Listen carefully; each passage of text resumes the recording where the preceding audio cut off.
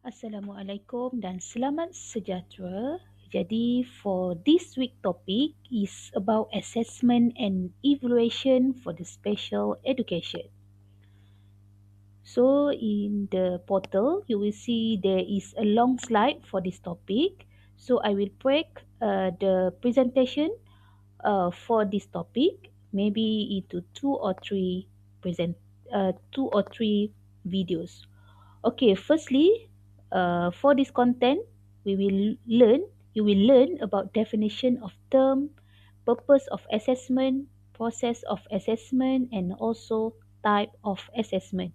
So in bahasa Melayu, we can say assessment as a penilaian.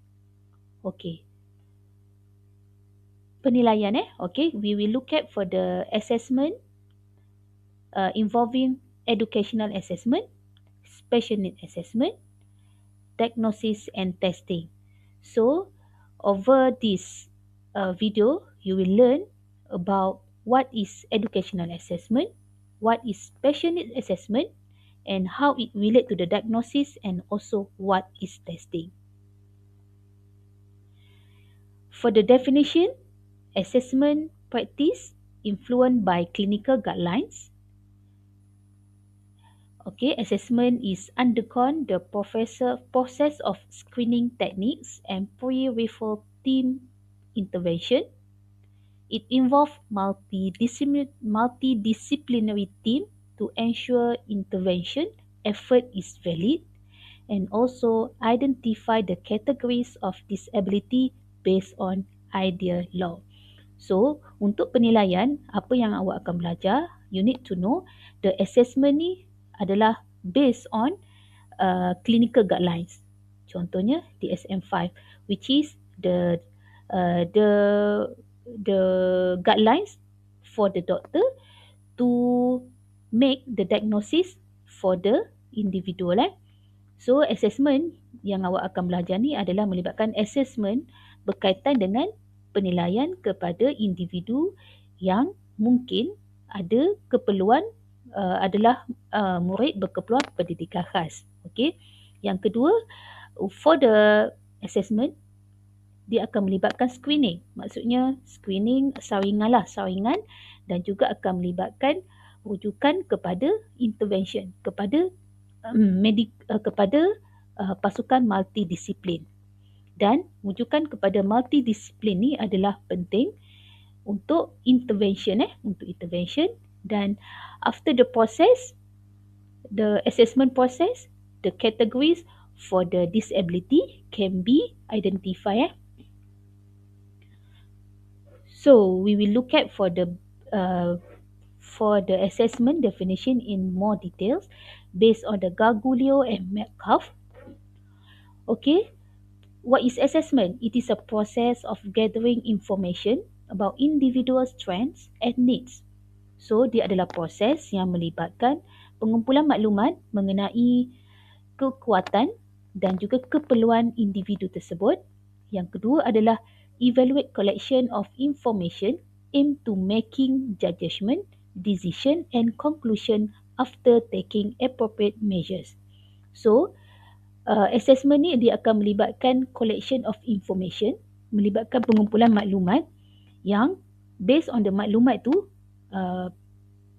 akan ada judgment iaitu penilaian, maksudnya pengumpulan maklumat yang akan dibuat penilaian dan juga decision dan juga conclusion after taking appropriate measures. So maksudnya contoh assessment untuk seseorang individu bagi berkeperluan khas. Okey, pertama dia melibatkan information yang telah dikumpulkan. So information yang dikumpulkan boleh jadi daripada cikgu, boleh jadi daripada OT, daripada speech dan information ini akan dikumpulkan dan akan dibuat judgment dan juga conclusion selepas appropriate measures, selepas ada beberapa tindakan yang telah dibuat dan dia melibatkan a systematic quantity to check any occurrence of existence of a condition for decision making. Jadi dia melibatkan systematic quantity. Jadi dia melibatkan penilaian yang boleh dinilai secara kuantitatif. Okey, dia macam exam lah, tapi penilaian ini bukan berlaku di sekolah. Okey, dia boleh jadi dia melibatkan cikgu pada peringkat awal, namun dia akan melibatkan pengumpulan data yang akan ada judgement dan juga akan dibuat decision making lah. So for the assessment untuk special needs, dia bukan sekadar melibatkan cikgu, dia akan melibatkan juga medical practitioners. Okey, tadi saya ceritakan berkaitan assessment secara umum. Okey, maksudnya dia tidak spesifik kepada mana-mana location. How about educational assessment? So, assessment untuk untuk special needs, dia juga melibatkan educational. Apa itu educational? So, education, it's so obvious, it involves school. Okay, what happened is gather information using specific tools and techniques, specify educational progress, abilities and difficulties, identify learning problems, cognitive and intellectual challenge, and also process of making educational decision in major area of academic, physical and behavior function. So when you look at this, it happened at school, okay, tapi dia tak specify lah cikgu BM ke, cikgu BI ke kan. So I can say the educational assessment involving teacher that teach the kids directly lah. And kebiasaannya, most of the subject involve yang paling banyak adalah contoh bahasa Melayu, matematik kan. So, based on the pengajaran cikgu, apa maklumat yang cikgu boleh kumpulkan untuk menyatakan apa masalah yang dihadapi oleh kanak-kanak tersebut. Apakah challenge yang dihadapi it can be in term of the cognitive, dari segi keupayaan kognitif dan juga intellectual, dan juga dia mungkin melibatkan juga academic, physical dan behavior functions. Dan untuk pengumpulan maklumat ini, it cannot be just only one method lah. Okay, mungkin dia akan melibatkan pemerhatian cikgu, mungkin juga melibatkan penilaian cikgu secara formatif, contohnya penilaian bertulis yang dijawab oleh kanak-kanak tersebut.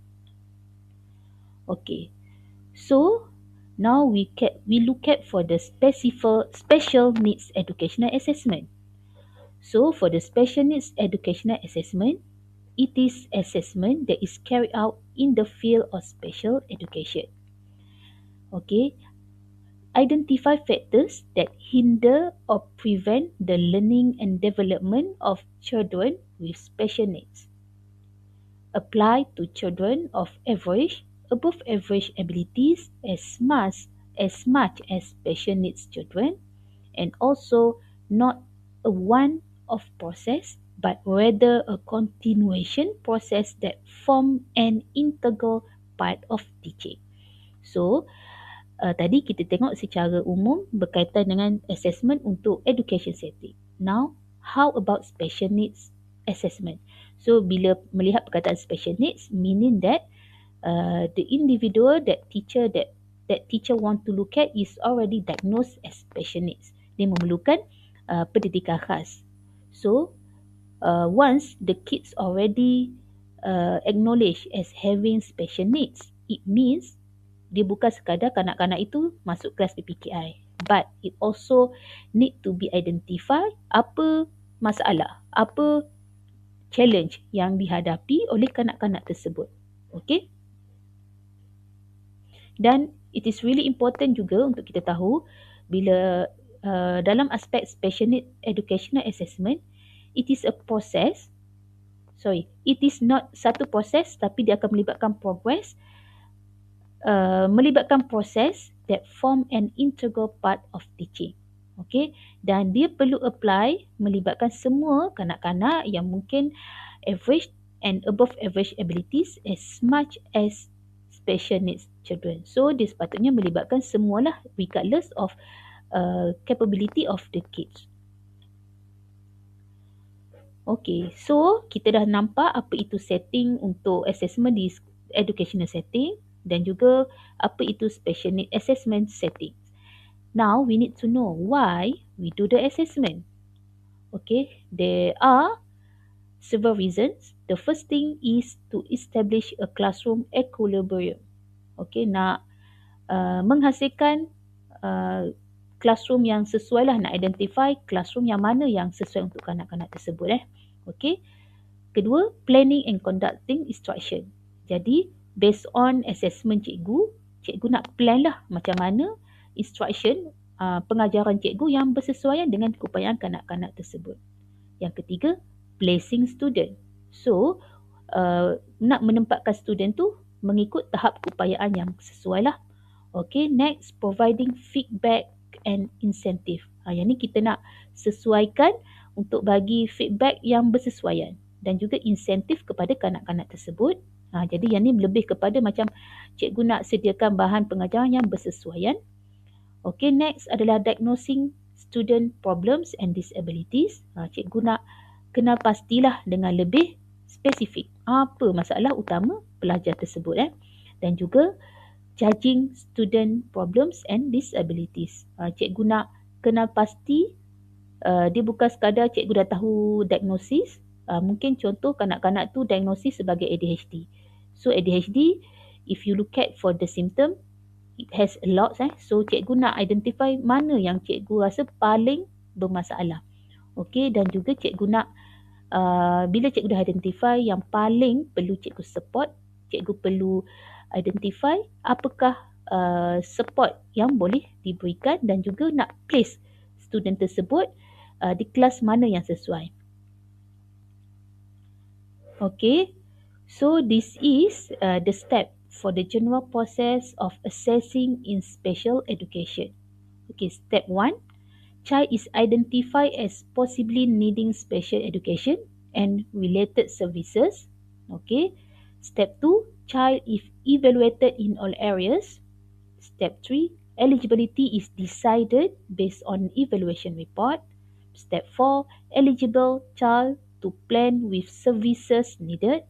And step 5, form IEP teams.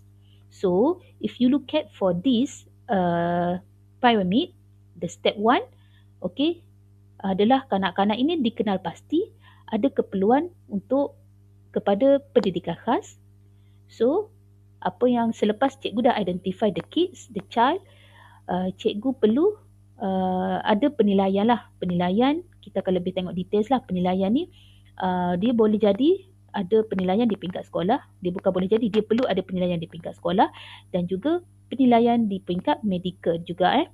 Okay, so selepas penilaian itu dibuat dan eligibility. So eligibility meaning that di sini bila penilaian dibuat, kanak-kanak itu didapati adalah eligible. Maksudnya dia berhak untuk mendapat pendidikan khas. So kanak-kanak yang eligible tu perlu ada plan lah apakah services yang diperlukan.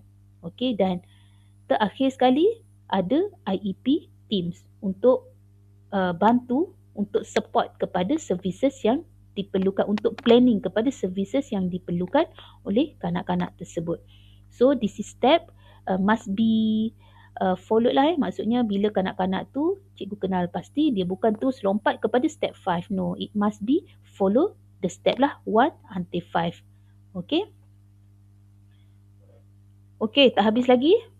Selepas step 5, dia dah identify untuk team kepada IEP. IEP stand for Individual Education Plan.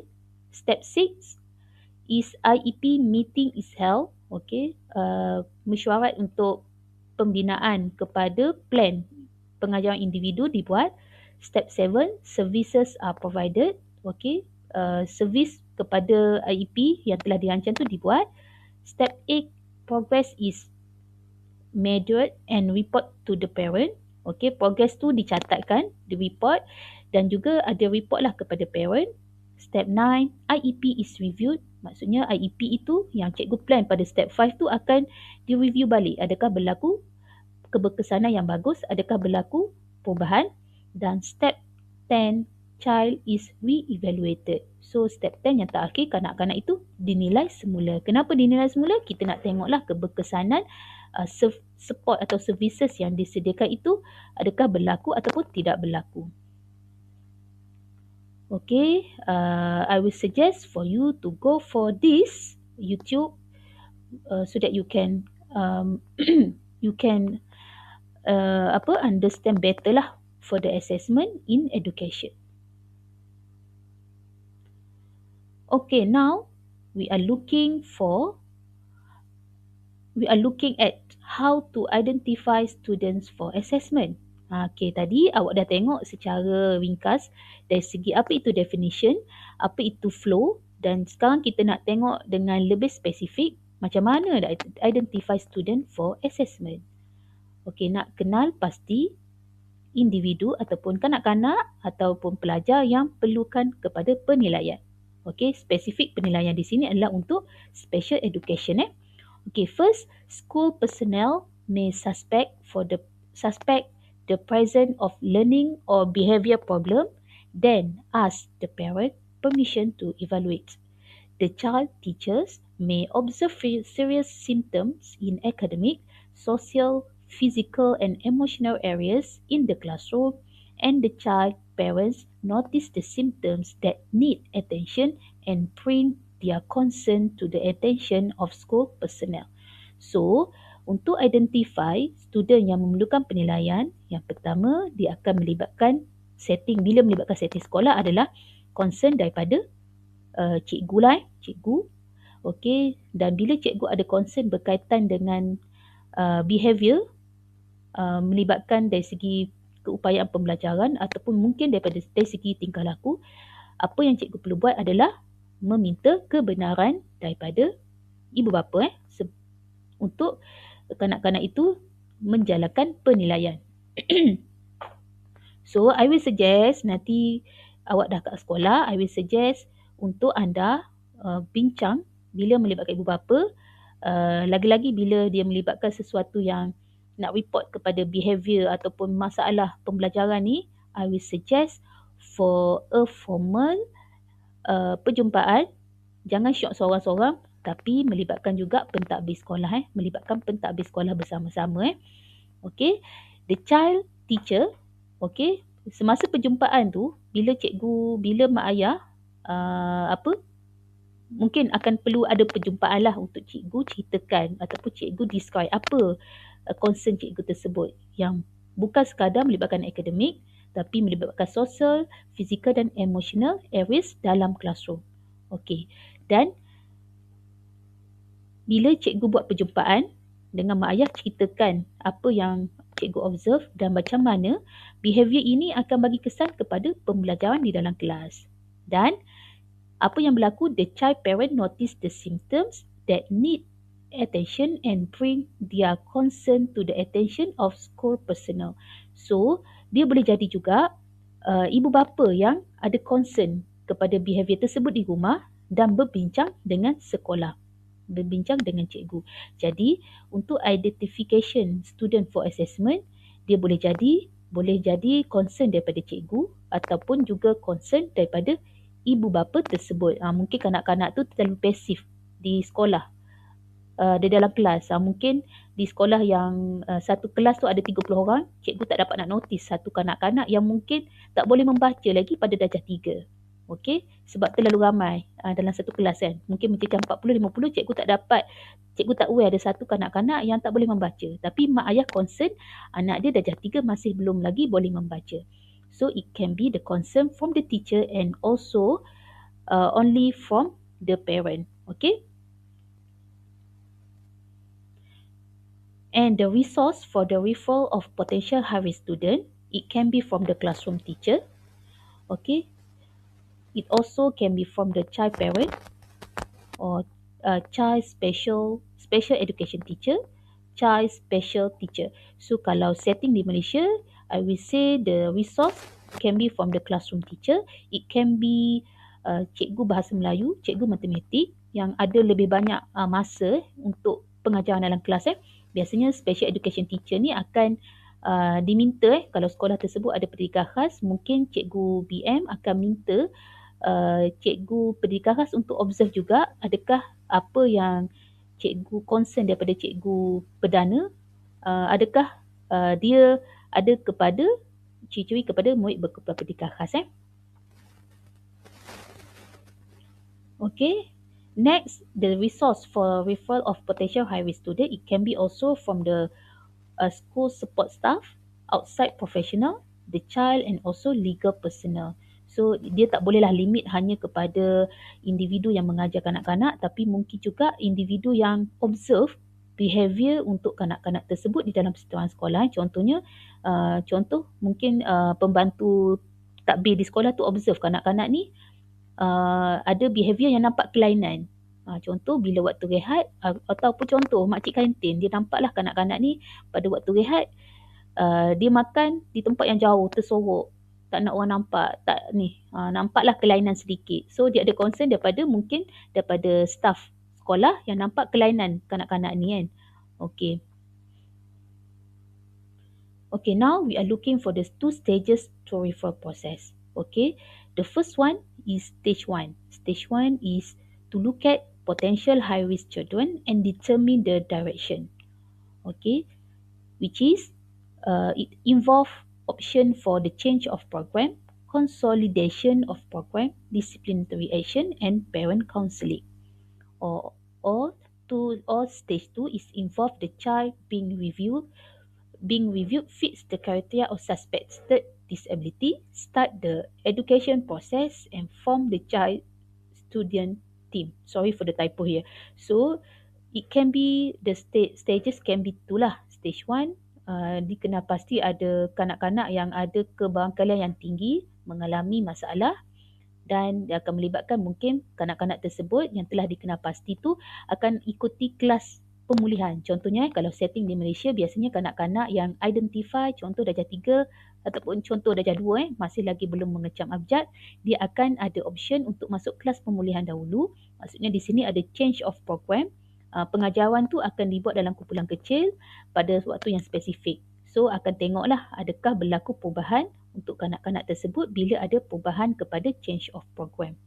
Ataupun stage 2 kebiasaannya tidak berlakulah di Malaysia di mana dia tak to start the special education process, namun dia akan melibatkan dahulu untuk adanya penilaian oleh medical practitioners.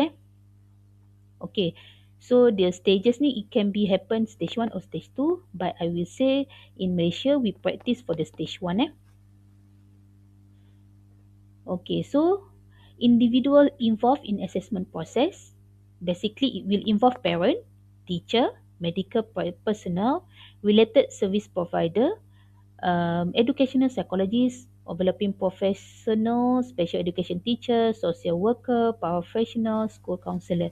So it must be only one personnel involved. It can be involved teacher, but I will say in Malaysia it will involve medical practitioners involving OT, speech therapists, audiologists, um, psychologists, and also the feedback from the school.